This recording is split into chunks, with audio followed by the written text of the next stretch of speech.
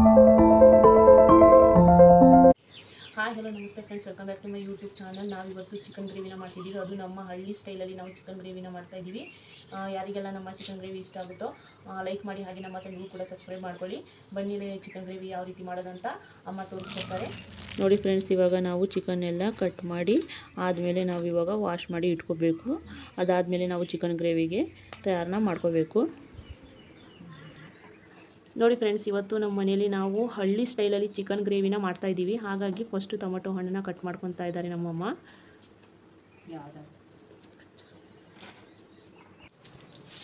ನೋಡಿ ಇವಾಗ ನಮ್ಮಮ್ಮ ಈರುಳ್ಳಿನ ಕಟ್ ಮಾಡ್ಕೊತಾ ಇದ್ದಾರೆ.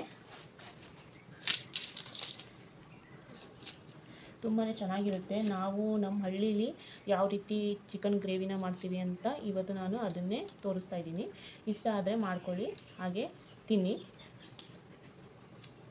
ಹಾಗೆ ನಮ್ಮ ವಿಡಿಯೋ ಯಾರಿಗೆಲ್ಲ ಇಷ್ಟ ಆಗುತ್ತೆ ಲೈಕ್ ಮಾಡಿ, ಹಾಗೂ ನಮ್ಮ ಚಾನಲ್ಗೂ ಕೂಡ ಸಬ್ಸ್ಕ್ರೈಬ್ ಮಾಡ್ಕೊಳ್ಳಿ ಫ್ರೆಂಡ್ಸ್. ಈ ಚಿಕನ್ ಗ್ರೇವಿಗೆ ಏನೇನು ಬೇಕು ಅಂತ ಎಲ್ಲ ಕಟ್ ಮಾಡಿದಾದಮೇಲೆ ಹೇಳ್ತೀನಿ. ಒಂದೊಂದೇ ಕ್ಲೀನಾಗಿ ಕೇಳಿಸ್ಕೊಳ್ಳಿ, ಕ್ಲೀನಾಗಿ ನೋಡ್ಕೊಳ್ಳಿ, ಫಸ್ಟು ಗೊತ್ತಾಗುತ್ತೆ. ಮತ್ತು ಅದೇ ರೀತಿ ನೀವು ಮಾಡಿ ಮನೆಯಲ್ಲಿ ತುಂಬಾ ಚೆನ್ನಾಗಿರುತ್ತೆ. ನೀವು ಕೂಡ ಮತ್ತೆ ಮತ್ತೆ ಮಾಡ್ಕೊಂಡು ತಿನ್ನಬೇಕು ಅನಿಸುತ್ತೆ. Once again try this recipe.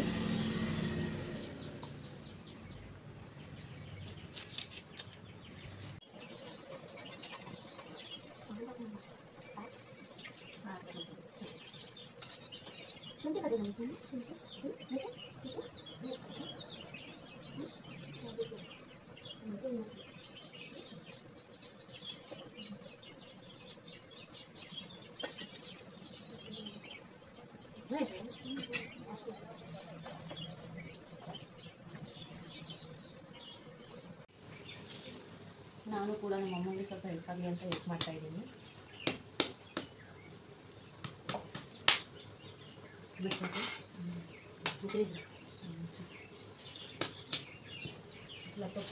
ನಮ್ಮ ಮಮ್ಮಿ ಸಲಾಡ್ನಲ್ಲಿ ಬೆಳ್ಳುಳ್ಳಿ ಕ್ಲೀನ್ ಮಾಡೋಕ್ಕೆ ಬಿಡ್ತಾರೆ ನೋಡಿ.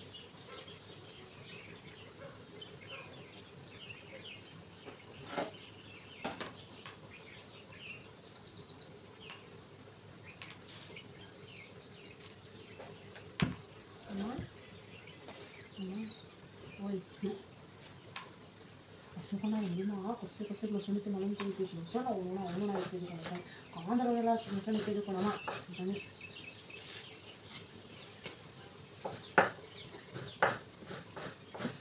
ಇದು ತುಂಬಾ ಸಿಂಪಲ್ ಆಗೈತೆ ರೆಸಿಪಿ. ಒಂದು ಸಲ ಟ್ರೈ ಮಾಡಿ. ಅದು ಯಾರಿಗೆಲ್ಲ ನಮ್ಮ ಅಡುಗೆಗಳು ಇಷ್ಟ ಆಗುತ್ತೆ ಅಂಥವ್ರು ಟ್ರೈ ಮಾಡಿ ನೋಡಿ, ಇಷ್ಟ ಆಗುತ್ತೆ. ಎಂಥವರಿಗೂ ತಾನೇ ಎಲ್ಲರಿಗೂ ಇಷ್ಟ ಆಗುತ್ತೆ. ನಮ್ಮಮ್ಮ ತುಂಬಾ ಚೆನ್ನಾಗಿ ಒಳ್ಳೆ ರೆಸಿಪಿನೇ ಮಾಡೋದು. ಆದರೂ ಒಂದ್ಸಲ ಟ್ರೈ ಮಾಡಿ ನೋಡಿ, ತುಂಬಾ ಚೆನ್ನಾಗಿರುತ್ತೆ. ನಾನಿವತ್ತು ಸಿಂಪಲಾಗಿ ಹಳ್ಳಿ ಸ್ಟೈಲಲ್ಲಿ ಚಿಕನ್ ಗ್ರೇವಿನ ಮಾಡ್ತಾಯಿದ್ದೀನಿ. ನಿಮಗೂ ಈಸಿ ಆಗಲಿ ಅಂತ ಹೆಚ್ಚಿಗೆ ಏನು ಬಳಸ್ತಾ ಇಲ್ಲ.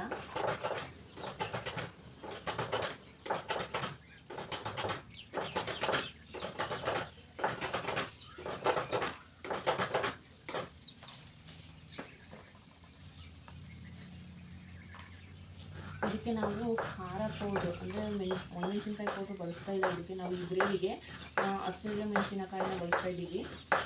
ಅದಷ್ಟೇ ಬಳಸ್ತಾ ಇರೋದು. ಮತ್ತು ಅದ್ರ ಜೊತೆಗೆ ಕಾಳು ಮೆಣಸು ಅಷ್ಟಿದ್ರೆ ಸಾಕು. ಇದಕ್ಕೆ ಖಾರದ ಪುಡಿ ಬೇಕಂತ ಇಲ್ಲ. ಧನಿಯಾ ಪೌಡ್ರು ಇದ್ರೆ ಸಾಕು.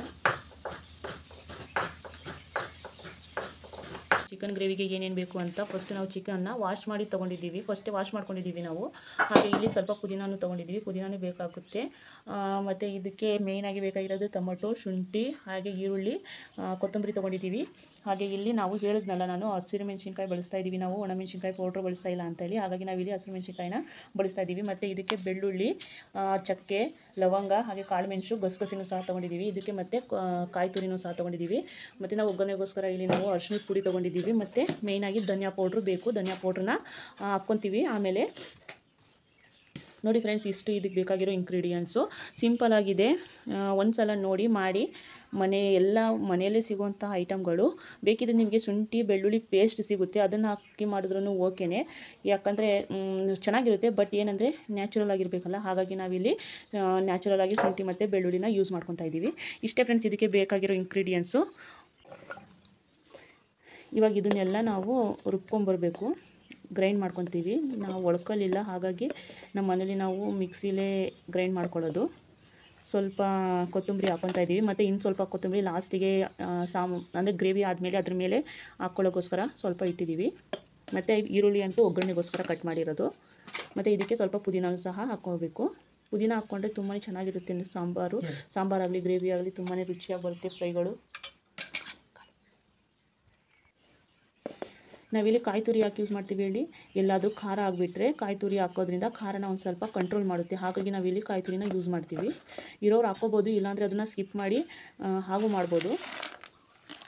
ಬೆಳ್ಳುಳ್ಳಿ ಮತ್ತು ಶುಂಠಿ ಪೇಸ್ಟ್ ಸಿಗುತ್ತೆ, ಬಟ್ ನ್ಯಾಚುರಲಾಗಿ ಯೂಸ್ ಮಾಡಿದ್ರೆ ತುಂಬಾ ಚೆನ್ನಾಗಿರುತ್ತೆ ಅಡುಗೆಗಳು. ಹಾಗಾಗಿ ಶುಂಠಿ ಮತ್ತು ಬೆಳ್ಳುಳ್ಳಿನೂ ಸಹ ನಾವು ರಾಗೆ ಯೂಸ್ ಮಾಡ್ತಾಯಿದ್ದೀವಿ. ನೋಡಿ, ಇವಾಗ ಮೆಣಸಿನ್ಕಾಯಿ ಹಾಕ್ಕೊತಿದ್ದೀವಿ. ಇದಕ್ಕೆ ಮೇಯ್ನ್ ಆಗಬೇಕಾಗಿರೋದೇ ಮೆಣಸಿನ್ಕಾಯಿ. ನೋಡಿ, ಹಸಿರು ಮೆಣಸಿನ್ಕಾಯಿನ ಎಷ್ಟು ತೊಗೊಂಡಿದ್ದೀವಿ ಅಂದರೆ ಒಂದು 20 ಮೆಣಸಿನ್ಕಾಯಿನ ತೊಗೊಂಡಿದ್ದೀವಿ ಇಲ್ಲಿ ನಾವು. ಮತ್ತು ಇದನ್ನು ನಾವು ಚಕ್ಕೆ ಲವಂಗ ಎಲ್ಲ ಹಾಕ್ಕೋಬೇಕು, ಬಟ್ ಅವ್ರದ್ದು ನಾವು ಸ್ವಲ್ಪ ಪುಡಿ ಮಾಡಿ ಪುಡಿ ಮಾಡಿದಾದ್ಮೇಲೆ ಯೂಸ್ ಮಾಡ್ಕೊತೀವಿ ನಾವು. ಇವಾಗ ಧನಿಯಾ ಪೌಡ್ರನ್ನ ಹಾಕ್ಕೊತಾ ಇದ್ದೀವಿ.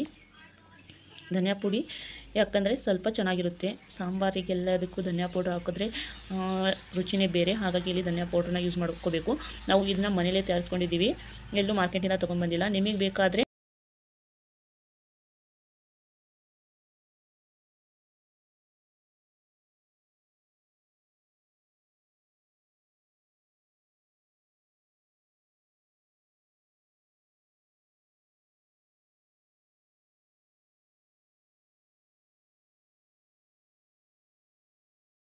ನಾವು ಮಸಾಲ ಚಟ್ನಿನ ರುಬ್ಕೊಳ್ಳೋಕ್ಕೋಸ್ಕರ ಎಲ್ಲ ಮಸಾಲೆ ಪದಾರ್ಥಗಳನ್ನ ರೆಡಿ ಮಾಡ್ಕೊಂಡಿದ್ದೀವಿ. ಅದಕ್ಕಿಂತ ಮೊದಲು ನಾವಿಲ್ಲಿ ಒಂದು ಪಾತ್ರೆಗೆ ಎಣ್ಣೆ ಹಾಕಿ ಈರುಳ್ಳಿನ ಫ್ರೈ ಮಾಡ್ಕೋಬೇಕು. ಈರುಳ್ಳಿ ಫ್ರೈ ಆದಮೇಲೆ ನಾವು ಇದಕ್ಕೆ ವಾಶ್ ಮಾಡಿರುವಂತಹ ಚಿಕನ್ ಹಾಕಿ ಅದನ್ನು ಸಹ ಫ್ರೈ ಮಾಡ್ಕೋಬೇಕು. ನೋಡಿ ಫ್ರೆಂಡ್ಸ್, ಯಾರಿಗೆಲ್ಲ ನಮ್ಮ ಈ ಒಂದು ರೆಸಿಪಿಗಳು ಇಷ್ಟ ಆಗುತ್ತೋ ಟ್ರೈ ಮಾಡಿ, ಚೆನ್ನಾಗಿರುತ್ತೆ. ನೋಡಿ, ನಾವಿವಾಗ ಚಕ್ಕೆನ ಕುಟ್ಟಿ ನಾವಿವಾಗ ಚಿಕನ್ನ ಹಾಕ್ಕೊತಾ ಇದ್ದೀವಿ. ಧನಿಯಾ ಪೌಡ್ರ್ ಚಿಕನ್ಗೆ ಸ್ವಲ್ಪ ಉಪ್ಪು ಮತ್ತು ಅರಿಶಿಣ ಹಾಕಿ ಬೇಯಿಸ್ಕೋಬೇಕು. ಸ್ವಲ್ಪ ಬೇಗ ಬೇಯಬೇಕಂದ್ರೆ ಅರಿಶಿಣ ಮತ್ತು ಉಪ್ಪನ್ನು ಹಾಕಲೇಬೇಕು. ಈ ರೀತಿ ಪ್ರಿಪೇರ್ ಮಾಡ್ಕೊಳ್ಳೋದ್ರಿಂದ ನಿಮಗೆ ಅಡುಗೆಗಳು ಸ್ಟಾರ್ಟಿಂಗ್ ಉಪ್ಪು ಹಾಕೋದ್ರಿಂದ ಆಮೇಲೆ ನಾವು ಗ್ರೇವಿ ಆದಮೇಲೆ ಉಪ್ಪು ಹಾಕೋ ಅವಶ್ಯಕತೆ ಇರಲ್ಲ. ಹಾಗಾಗಿ ಇದನ್ನು ಗ್ರೈಂಡ್ ಮಾಡ್ಕೊಂಡ್ಬರ್ತೀವಿ. ನೋಡಿ, ಇವಾಗ ತಿರುಕೊಂತಾರೆ.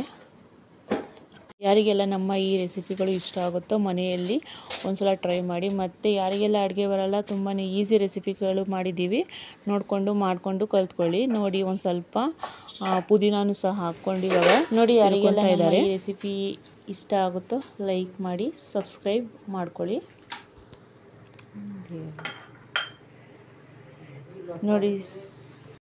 ನೋಡಿ ಫ್ರೆಂಡ್ಸ್, ಈ ರೀತಿ ನೀರು ಬಿಡಬೇಕು ಚಿಕನ್ನು. ಆದಮೇಲೆ ನಾವು ರುಬ್ಬಿರುವಂಥ ಖಾರನ ತೊಗೊಂಬಂದು ಹಾಕಬೇಕು. ನೋಡಿ ಫ್ರೆಂಡ್ಸ್, ಯಾರಿಗೆಲ್ಲ ನಮ್ಮ ಒಂದು ಈ ರೆಸಿಪಿಗಳು ಇಷ್ಟ ಆಗ್ತಾವೋ ಪ್ಲೀಸ್ ಲೈಕ್ ಹಾಗೂ ಸಬ್ಸ್ಕ್ರೈಬ್ ಮಾಡ್ಕೊಳ್ಳಿ. ನೋಡಿ, ನೀರು ಎಷ್ಟು ಚೆನ್ನಾಗಿ ಬಿಟ್ಟೈತೆ. ಈ ಥರ ನೀರು ಬಿಟ್ಟಾದಮೇಲೆ ನಾವು ಇದಕ್ಕೆ ರುಬ್ಬಿರುವಂತಹ ಮಸಾಲ ಖಾರನ ತೊಗೊಂಬಂದು ಹಾಕಬೇಕು. ನೋಡಿ ಫ್ರೆಂಡ್ಸ್, ನಮ್ಮದು ಮಸಾಲ ಚಟ್ನಿ ರೆಡಿ ಆಯಿತು. ಇವಾಗ ನಾವು ಸಾಂಬಾರು ಅಂದರೆ ಗ್ರೇವಿಗೆ ಹಾಕ್ಕೋಬೇಕು.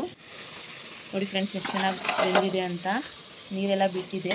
ಇವಾಗ ಇದಕ್ಕೆ ನಾವು ರುಬ್ಬಿರುವಂತಹ ಮಸಾಲ ಚಟ್ನಿನ ಹಾಕಿ ಫ್ರೈ ಮಾಡ್ಕೋಬೇಕು. ಸ್ವಲ್ಪ ಹೊತ್ತು ಅಂದರೆ ಸ್ವಲ್ಪ ಫ್ರೈ ಮಾಡ್ಕೋಬೇಕು. ಚಿಕನ್ ಎಲ್ಲ ಬೇಯಲಿಕ್ಕೆ ಟೈಮ್ ಹಿಡಿಯುತ್ತೆ.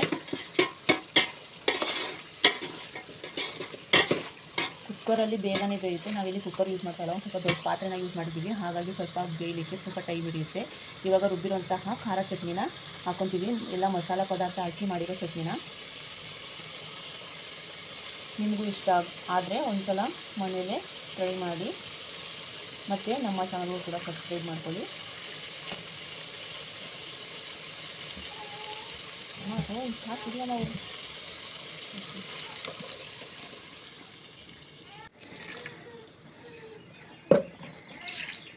ನಾವಿಲ್ಲಿ ಉಪ್ಪನ್ನ ಫಸ್ಟೇ ಹಾಕಿರ್ತೀವಿ. ಅಕಸ್ಮಾತ್ ನೀವು ನೋಡಿಕೊಂಡು ಎಲ್ಲಾದರೂ ಒಂದು ಸ್ವಲ್ಪ ಸಪ್ಪೆ ಹಾಕಿದ್ರೆ ಹಾಕ್ಕೊಳ್ಳಿ.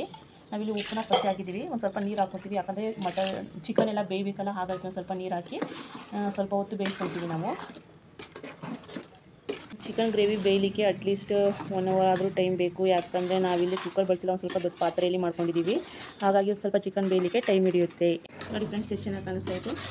ಮತ್ತು ಇವೆಲ್ಲ ಒಂದು ಸ್ವಲ್ಪ ಬೆಂದಾದ್ಮೇಲೆ ನಾವು ಇದ್ರ ಮೇಲೆ ಸ್ವಲ್ಪ ಕೊತ್ತಂಬರಿನ ಚಿಮ್ಮಿಸಿ ಆಮೇಲೆ ತಿನ್ನಬೇಕು. ನೋಡಿ ಫ್ರೆಂಡ್ಸ್, ನಮ್ಮ ಗ್ರೇವಿ ರೆಡಿ ಆಗ್ತಾ ಇದೆ. ಸ್ವಲ್ಪ ನೀರು ಹಿಂಗಬೇಕು, ಯಾಕಂದರೆ ಪಾತ್ರೆ ಇಟ್ಟಿದ್ದೀವಲ್ಲ ಒಂದು ಸ್ವಲ್ಪ, ಹಾಗಾಗಿ ಚಿಕನ್ ಎಲ್ಲ ಬೇಯಬೇಕಲ್ಲ, ಹಾಗಾಗಿ ಸ್ವಲ್ಪ ನೀರು ಹಾಕಿದ್ವಿ. ಚಿಕನ್ ಎಲ್ಲ ಬೆಂದಾದಮೇಲೆ ಗ್ರೇವಿ ರೆಡಿ ಆಗುತ್ತೆ. ನೀವು ಮನೆಯಲ್ಲಿ ಈ ರೆಸಿಪಿನ ಒಂದ್ಸಲ ಟ್ರೈ ಮಾಡಿ.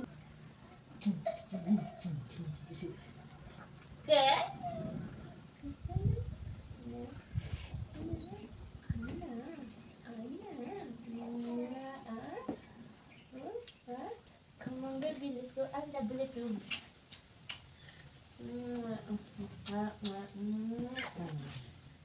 Come on baby, let's go on the bullet room. ನಮ್ಮ ಚಿಕನ್ ಗ್ರೇವಿ ತಯಾರಾಗೋಕ್ಕೆ ಇನ್ನೂ ಸ್ವಲ್ಪ ಟೈಮ್ ಬೇಕು. ಅಲ್ಲಿವರೆಗೂ ನಮ್ಮ ಪಾಪು ಜೊತೆ ನಾನು ನಮ್ಮ ಮಮ್ಮಿ ಆಟ ಆಡ್ತೀವಿ.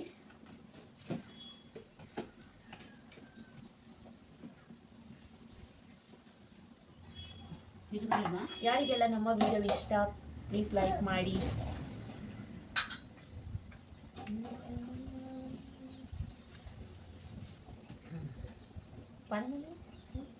ಫೋನ್ ಪಡೆದ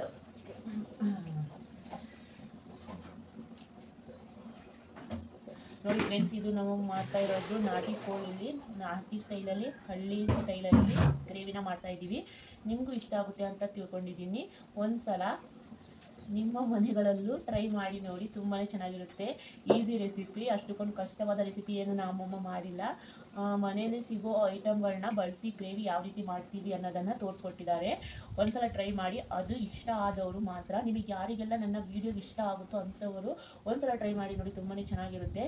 ಹಾಗೆ ಯಾರೆಲ್ಲ ನನ್ನ ವೀಡಿಯೋಗಳನ್ನ ವೀಕ್ಷಿಸ್ತಾ ಇರ್ತೀರಾ, ಲೈಕ್ ಮಾಡಿ, ಹಾಗೆ ಸಬ್ಸ್ಕ್ರೈಬ್ ಮಾಡ್ಕೊಳ್ಳಿ.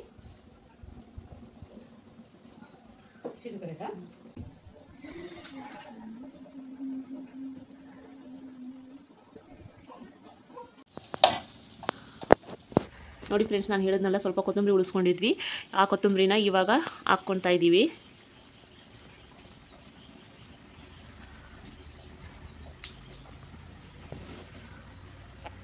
ಗ್ರೇವಿ ಅಂತೂ ರೆಡಿ ಆಗ್ತಿದೆ. ಇದನ್ನು ಚಪಾತಿ ಮೇಲೆ ಮತ್ತು ರೊಟ್ಟಿ ಹಾಗೆ ಮುದ್ದೆ ಮೇಲೂ ತಿನ್ಬೋದು, ಚೆನ್ನಾಗಿರುತ್ತೆ. ಬಟ್ ಅತಿ ಹೆಚ್ಚಾಗಿ ರೊಟ್ಟಿ ಚಪಾತಿ ಮೇಲೆ ಚೆನ್ನಾಗಿರುತ್ತೆ.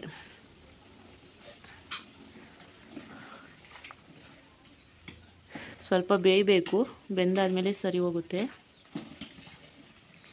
ಅಂದರೆ ನಾವು ಪಾತ್ರೆಯಲ್ಲಿ ಮಾಡಿರೋದ್ರಿಂದ ಒಂದು ಸ್ವಲ್ಪ ಟೈಮ್ ಹಿಡಿಯುತ್ತೆ ಅಷ್ಟೇ.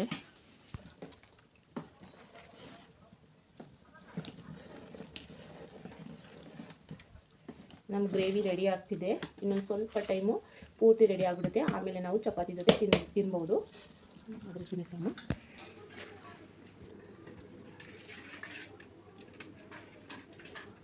ನೋಡಿ ಫ್ರೆಂಡ್ಸ್, ನಮ್ಮ ಚಿಕನ್ ಗ್ರೇವಿ ರೆಡಿ ಆಗಿದೆ.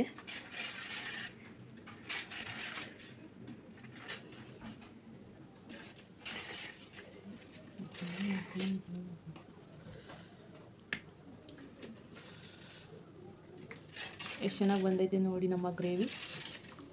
ನಿಮಗೂ ಇಷ್ಟ ಆಗಿದೆ ಅಂದ್ಕೊತೀನಿ. ಇಷ್ಟ ಆದವರು, ಯಾರಿಗೆಲ್ಲ ನಮ್ಮ ಈ ಒಂದು ರೆಸಿಪಿಗಳು ಇಷ್ಟ ಆಗುತ್ತೋ ಒಂದ್ಸಲ ಟ್ರೈ ಮಾಡಿ ನಿಮ್ಮ ಮನೆಯಲ್ಲಿ. ಇದು ನಾಟಿ ಕೋಳಿ, ನಾಟಿ ಸ್ಟೈಲ್, ಅಂದರೆ ಹಳ್ಳಿ ಮನೆ ಅಡುಗೆ ಥರ ಮಾಡಿದ್ದೀವಿ ಗ್ರೇವಿನ. ಯಾರಿಗೆಲ್ಲ ಈ ಒಂದು ನಮ್ಮ ವೀಡಿಯೋಗಳು ಇಷ್ಟ ಆಗುತ್ತೋ ಲೈಕ್ ಮಾಡಿ, ಹಾಗೆ ಸಬ್ಸ್ಕ್ರೈಬ್ ಮಾಡಿ. ನೋಡಿ ಫ್ರೆಂಡ್ಸ್, ನಮ್ಮ ಗ್ರೇವಿ ರೆಡಿ ಆಗಿದೆ. ಇನ್ನೇನೇ ಇದ್ದರೂ ಸರ್ವ್ ಮಾಡ್ಕೊಂಡು ತಿನ್ನಬೇಕು. ನೋಡಿ ಎಷ್ಟು ಚೆನ್ನಾಗಾಗಿದೆ. ಇದೇ ನಮ್ಮ ಹಳ್ಳಿ ಸ್ಟೈಲ್ ನಾಟಿ ಕೋಳಿ, ನಾಟಿ ಸ್ಟೈಲ್ ಗ್ರೇವಿ. ನಿಮಗೂ ಇಷ್ಟ ಆಗ್ತಿದೆ ಅಲ್ವಾ? ಬಾಯಲ್ಲಿ ನೀರು ಬರ್ತಿದೆ ಅಲ್ವಾ? ಈ ರೀತಿ ಒಮ್ಮೆ ಟ್ರೈ ಮಾಡಿ ನೋಡಿ, ನಿಮಗೂ ಇಷ್ಟ ಆಗುತ್ತೆ.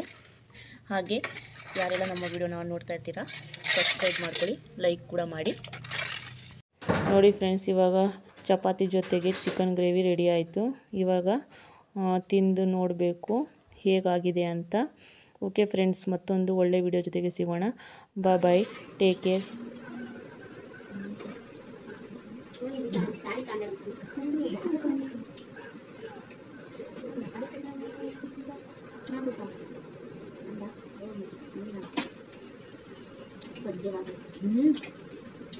Baby, super.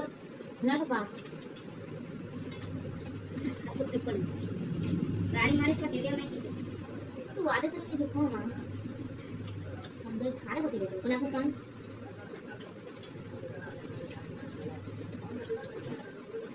त्याची अंदर पाहिजे ना का क्या का